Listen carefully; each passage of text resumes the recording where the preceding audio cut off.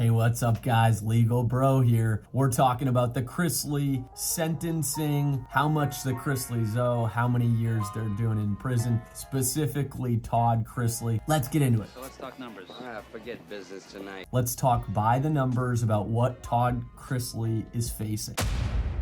Todd Chrisley owes over $17 million in restitution. He was sentenced to 144 months in federal prison. Now that's gonna run concurrent to 3 other convictions, right?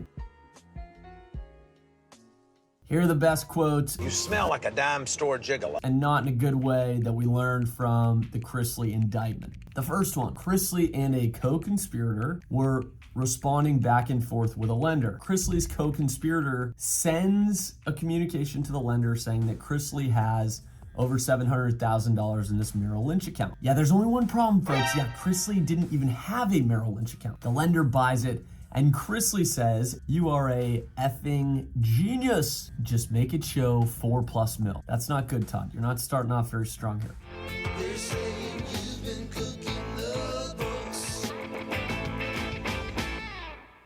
The next thing that we pulled out of here was an interaction between Todd Chrisley and a co-conspirator, and Todd is telling them, look, stop telling me, create them like you always have. If I don't get these, then they won't renew the loans. What is that talking about? Chrisley and his co-conspirator are doing a couple of things here. They are creating this paper trail, right? These finance documents that they need to send to the lender.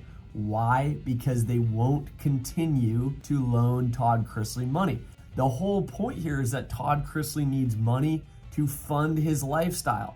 If he had the ability to show the numbers, well, he would have just done that. This is a case about how Chrisley owed money to the IRS, he defrauded lenders, and oh, by the way, yeah, he was actually making money at some point in time, he just decided not to pay the IRS. This next point certainly doesn't help Toddy Boy's case. He's talking about finding a crooked accountant from Todd Chrisley to a co-conspirator. Giving me an excuse as to why you cannot figure this out does not move it off of your plate. This is not what we discussed. Passing it back and forth is not getting the results requested. And if you do not know how to do this, then find a crooked accountant to do it. Ask who her guy uses for his crooked shit. Really? I don't like the cooking going on at the Chrisley household. Not only were they cooking the books, but they tried to cover up that they were cooking the books. The next one's extremely startling. If you're running this sort of scheme like the Chrisleys were, they had statements that they were sending to these lenders, right? These lenders have a paper trail. Todd has an interaction where he's talking about how one of the disclosures matches another one. Identical. Let's take a look. The last personal financial statement we have in file June 09 looks a lot like 12/31/08 statement we received. Cash, securities, and real estate all exactly the same. We have a review coming up and would like to show this accurately so no one asks questions as to how these could all be exactly the same 7 months later. Not only do we see the Chrisleys here providing false information, but they are actively trying to make sure that this scheme continues. Doubling down on Todd's point to try to cover this up, what's he say to his co-conspirator? Make sure this is perfect before you send it, as there can't be a screw up, and she looks at this stuff very closely. What he's talking about is these financials. Think of all the things they're creating. Bank statements, all of these account records, financials. They need to make sense. This is what auditors do, right? They go in, they look at the books. They're not going to just plug something. They need to be able to figure out where it goes. Todd knows that. That's why he's directing his co-conspirator and saying, hey, look, buddy, don't screw this up. Julie Chrisley, honorable mention. This part's just sad. I think the Chrisleys might have gone bankrupt in 2013. That's why Julie's credit score looked like it got hit by a Mack truck. But basically, Julie sends what appears to be her credit report, and it's showing a credit score of 767 Equifax, 770 Experian, and 817 TransUnion, right? Those are all obviously the highest caliber you can be as a consumer.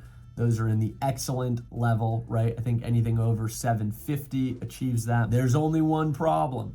It looks like Julie Chrisley was doing an arts and crafts project at her house because she was cutting these up and pasting them over the top. She's like that kid that comes home from school and she's like, shoot, Mom and dad are going to kill me on this quiz. I got an F, but maybe we just round an edge and boom, A. Probably what some of these rating agencies did about 07, 08. They didn't know. Come on, seriously, nobody knew. Anyway, I digress. Let's take a look. What did Chrisley have? She actually had a 556 credit score with Equifax, 558 Experian, and 565 TransUnion. Now, unless Julie was looking to finance a piece of Scotch tape or bubble gum, she's probably not getting a loan with that credit score. Another grave mistake made by Julie Chrisley occurred in June 2014. What happened? Julie Chrisley sent a copy of her BB&T bank statement, and it showed a balance of over $400,000. That may have actually worked, but for the fact that the account actually had zilch, zero, nothing, pixie dust, nothing.